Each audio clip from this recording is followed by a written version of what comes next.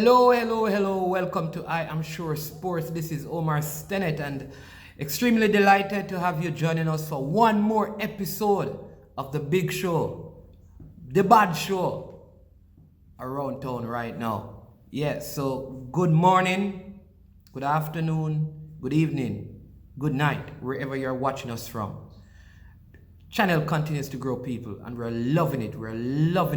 We're closing in on 600 subscribers. Can you believe that? Started out in February, officially at the end of February, and now we're in the month of June and we're at 600 subscribers. And so we want to thank all of you who have subscribed. Keep subscribing, keep sharing, keep liking, let others know about the work that we are doing here at I Am Sure Sports. Also make sure you hit the notification bell so you can be a part of all our live streams.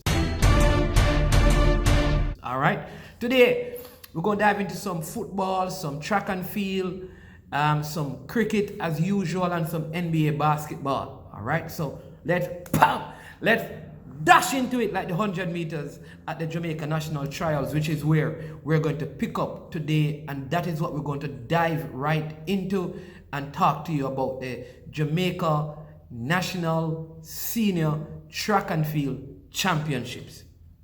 Specifically, we're going to talk about the women's 100 meters because some of the other events, really, there's nothing to write home about. So let's dive into that. Now, my girl, the one and only, yours truly, the beautiful, the married lady with the baby, Shelley and Fraser Price, took the medal. She took first place, people. A lot of people thought like Shericka Jackson was going to beat her, but that cannot happen. It just never worked. Shelley really excelled. She stamped her class.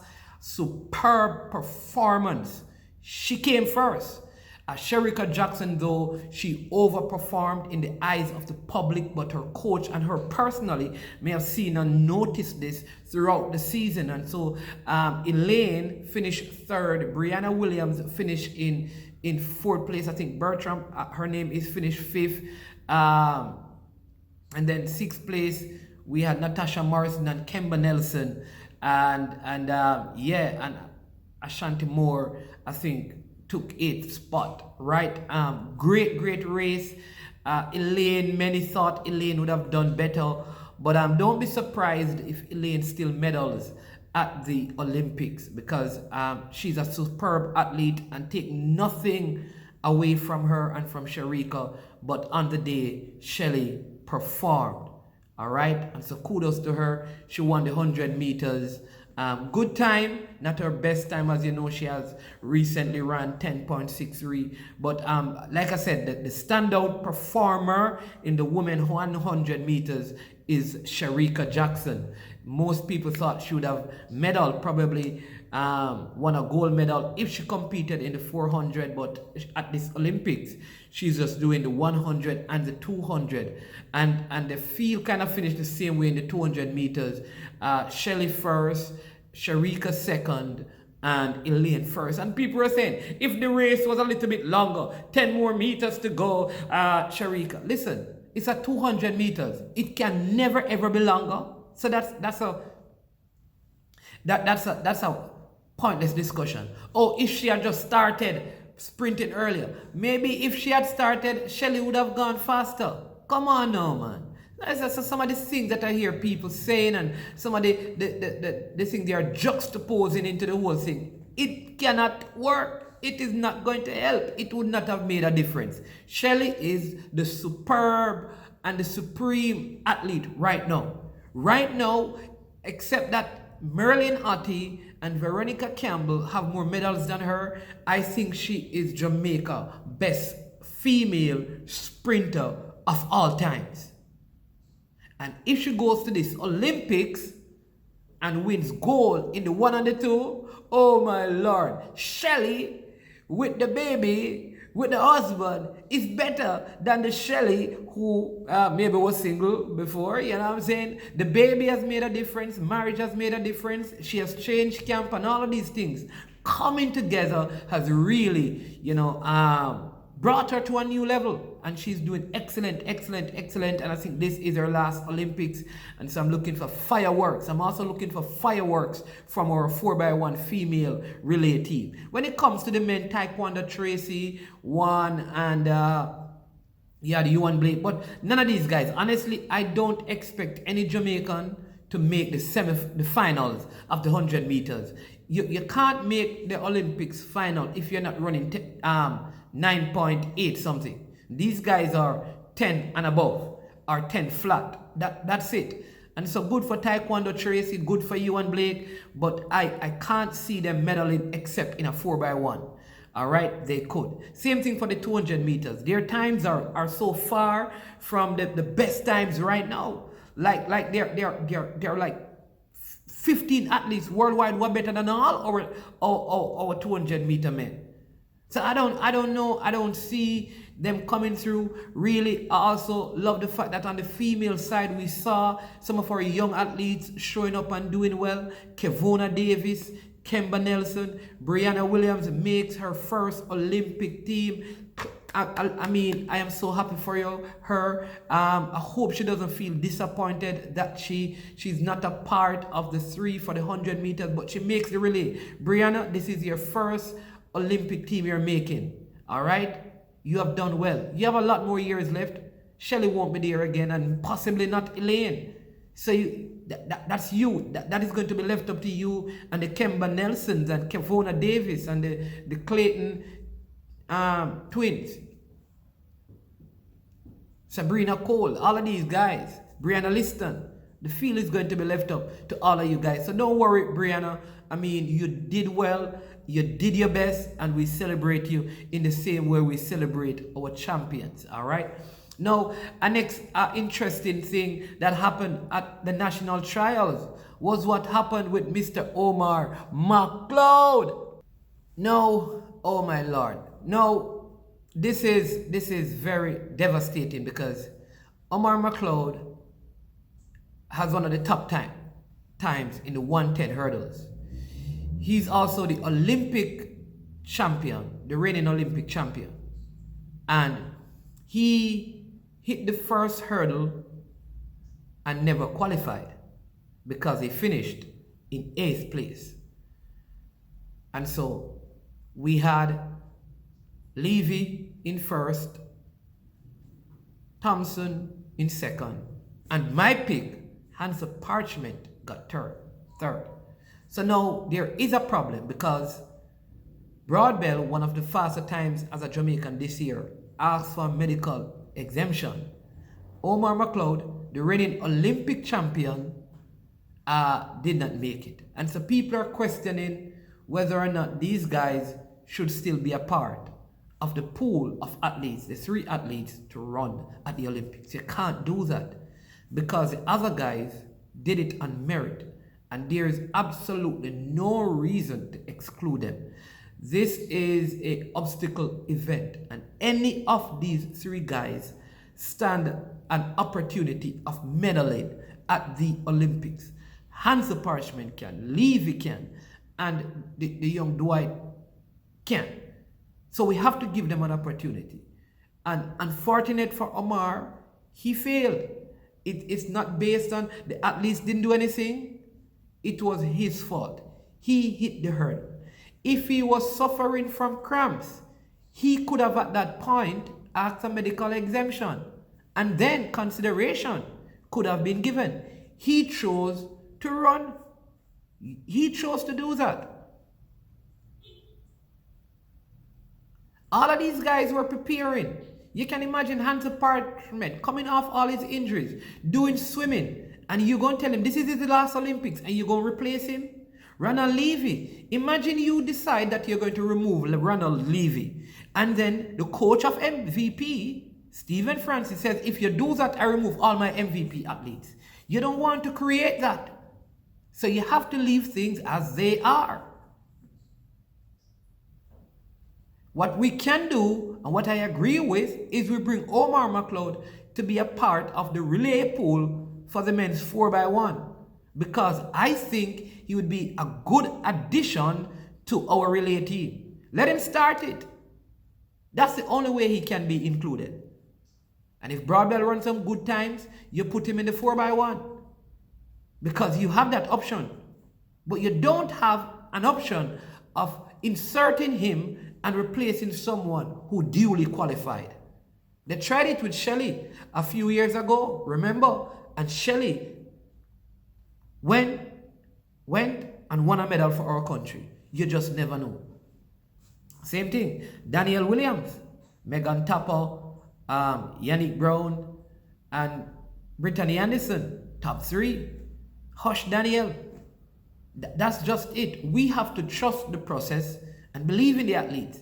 You don't want to demoralize them by having them qualify, and then you bring in a star athlete, and then that star athlete goes to the game and still doesn't medal, and then you ask, what was the sense? And so those were the major disappointment. The men 400 meters, it was good to see Christopher Taylor, though I mean the times were terrible. On the male side, the times were terrible. I think Jail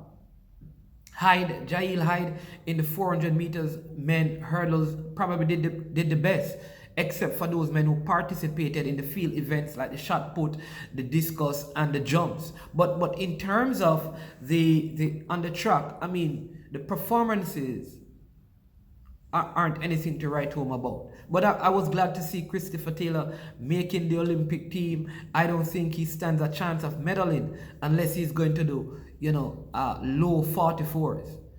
44, 01, or 43. That's what it's going to take to medal at this Olympics when you look at all the times globally, right?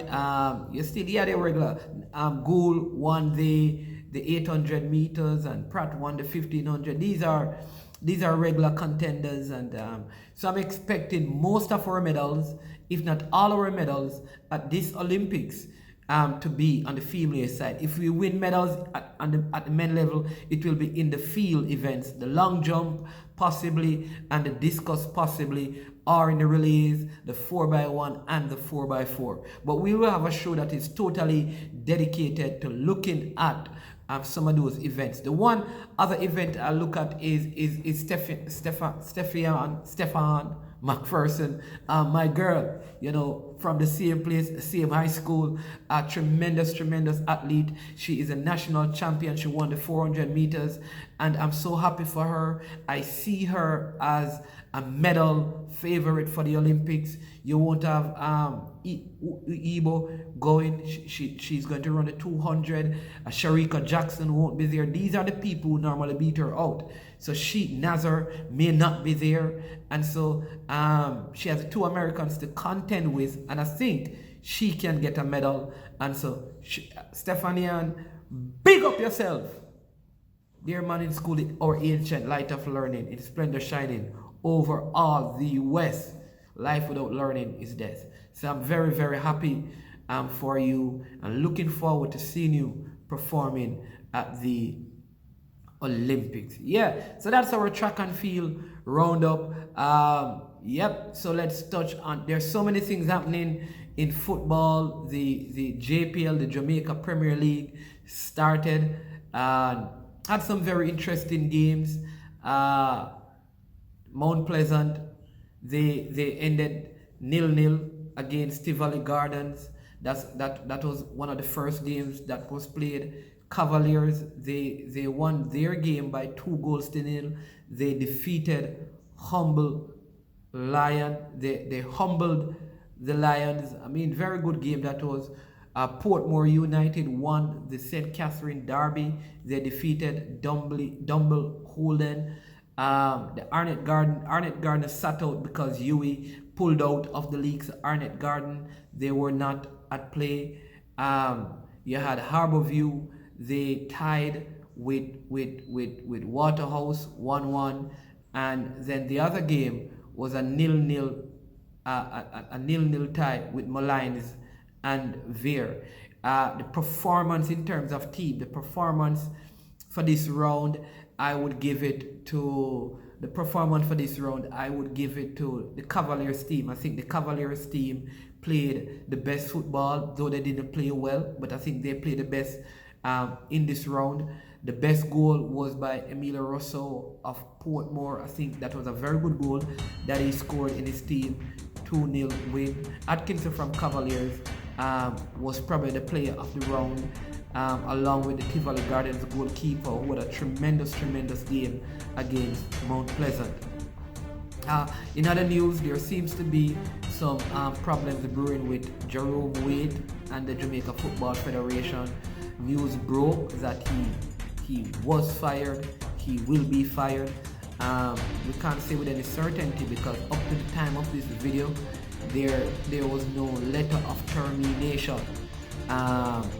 His utterances had to do with how the team is selected and what he felt was not in the best interest of the football. We don't want to get into the details of it because it is second-hand information and not many quotes. Suffice to say that the possibility exists that he could be removed from his position as assistant coach to Theodore Whitmore. Listen, we may not like, and I keep telling people this, see Tapa, I rate Tapa, right? Because at the end of the day, he gets the result. You may not like his personality, you may want him to be more charismatic and more media friendly. He doesn't have to be. Who says a coach needs to talk to everybody? So I respect Tapa, Tapa is a good coach.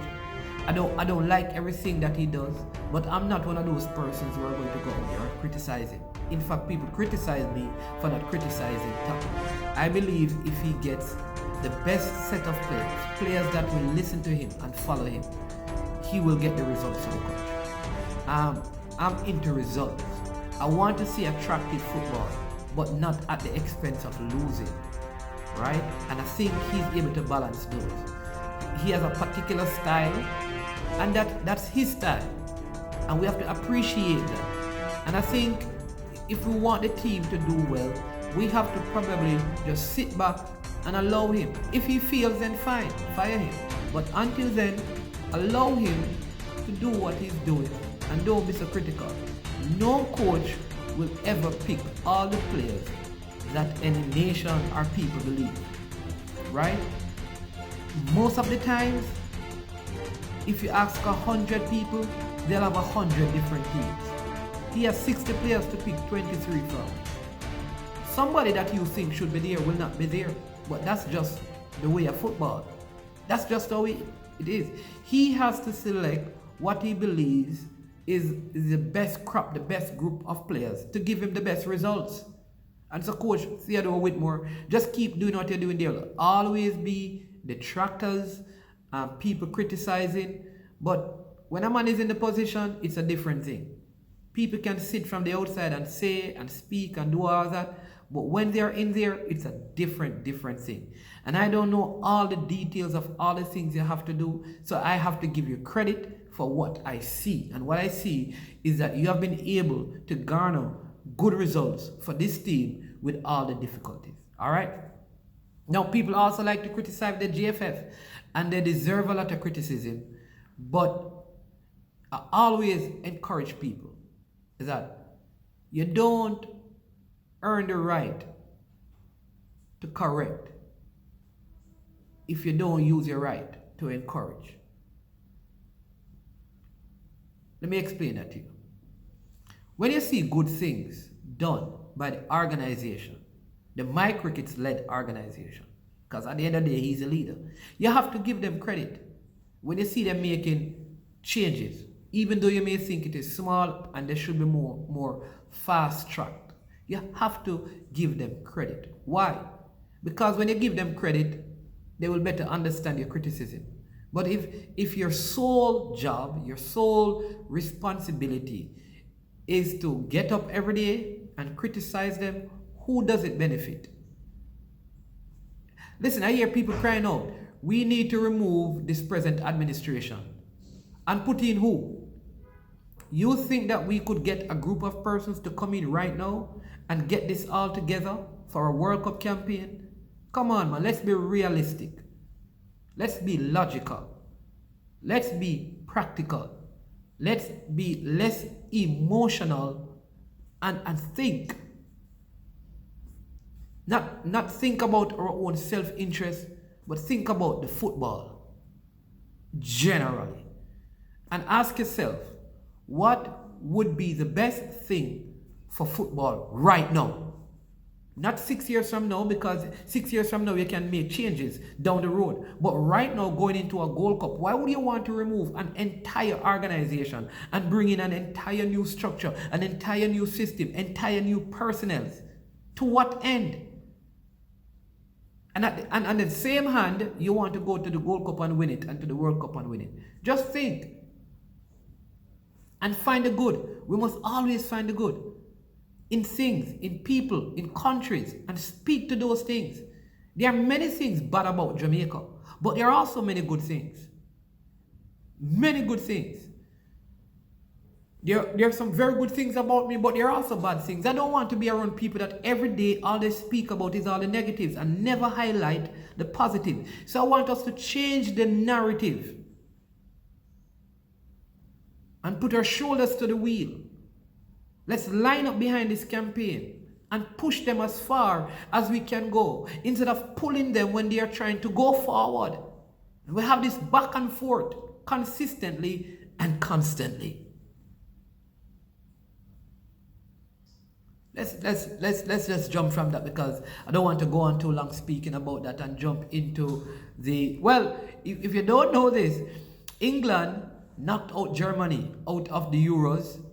Switzerland knocked out France. Spain knocked out the Czech Republic. The Netherlands were kicked out. This Euro is, the Netherlands is one of those teams that they always think they're playing well and then they just, I don't know. And France just never look. About Benzema salt. Every time Benzema is in a France side, they don't go anywhere. I don't know why. The man just salt when they come out to France team. They need to leave him on the team. Good forward, but national team is not his business. I'm telling you. Not his business. Let's come to rally round the West Indies. 2 T20s. And they should have won both. But we are very one-dimensional in our approach to batting. Now, we have enough power hitters that we can play the good balls right and hit the bad balls for 6. The issue I have with this present crop of players is that they believe they can hit every delivery for 6. Let me say it again. We have enough depth in our batting, big, strong hitters, that we can play each ball on merit. Therefore, if you get a good delivery, you don't have to try to hit 6 runs. You can take a single, because you know that the not so good delivery and the bad delivery you can hit for 6 and 4. But they approach the game many times, I believe, thinking like every delivery is a 6 delivery. And we keep giving away our wickets. There has to be some balance. The team cannot be composed of 8 big hitters. There must be someone in the batting lineup who has a greater propensity to rotate the strike, take singles, so that we don't have so many dot deliveries, putting us under extreme pressure to do what we do best, hitting boundaries. And until that is addressed, we are going to win some and lose some. In other words, on a day when our 6 hitting is not going well, we need to be able to make some runs some other way. It cannot be that it's either hit or miss. Because what will happen is that there are times when you're going to hit and miss. What's going on with the West Indies? And I find it that it is a thinking, our ability to think through the mental aspect of our game in the Caribbean I'm talking about team sport in the Caribbean on a whole. The mental aspect of it needs to be worked on. The psychology of the sport needs to be worked on, because I don't think you're able to process things properly when we're in tight or tough situation on the sporting field, either in cricket or in football. It's what I've seen. So West Indies, let's bring some balance to our game. Keep your strengths,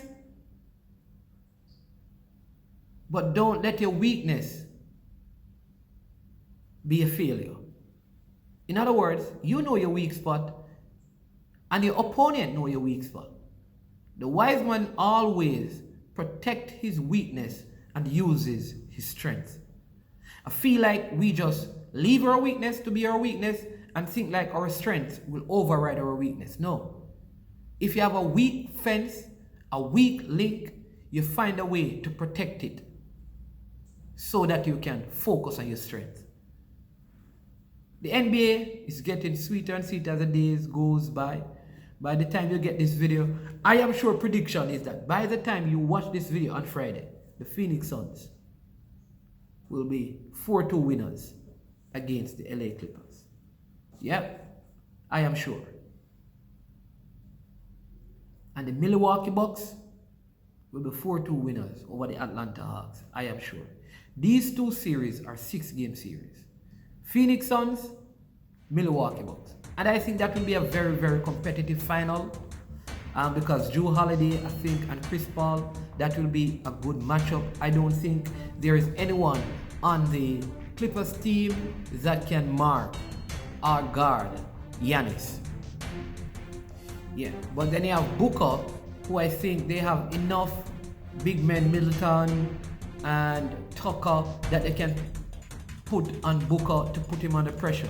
So I think that's a 7-game final series, and it could go either way. And I will just go with the East. Originally I picked the Phoenix Suns, but the title went out west last season with the LA Lakers winning it in the bubble. So I'm saying that bring it back to the East. Let Milwaukee win a title for the first time in a very long. I don't think they have ever won the NBA before. So I would pick them because I'd love for it to come back into the East and let there be a balance. But with Kawhi being out, I don't think he's going to return. I think this knee injury seems to be a niggling thing that won't go away, and I don't think they want to force him. But they're hoping that this group of players can bring them to the finals and then bring him in for the finals. And if not, they are willing to just do without him. And I think that's a good decision. The player's health is always more important than the team's agenda. You have to consider a person's health, especially because he may want to re-sign with them, and if he gets injured or this is an ongoing problem, his value may change, his effect on the team may change next season, and you have all of that in the mix. So I think it's a good decision to keep him out until or if they make it to the finals. And if they lose the semifinals or the conference finals without him, then that's good. That's cool, right? So that's what I think. 4-2 both series, and they end this week, and then we have the finals beginning on Sunday. Yep, no joke about it, no doubt about it. So there you go, people. Again, thank you so much for watching us. Listen, I don't want you to forget this, that we have several live shows throughout the week. We discuss basketball, track and field. We have interesting interviews, so you have to hit the notification bell. Watch us also on Irie Times TV every Friday, Saturday. You can view our program there live and in living colors. Thank you so much again for tuning in, for watching, for subscribing, for liking, and for sharing. This is I Am Sure Sports, and I am Omar Stennett. Be a blessing to someone else today. Help someone to be better at being them, and that will help you to be a better you. I am sure.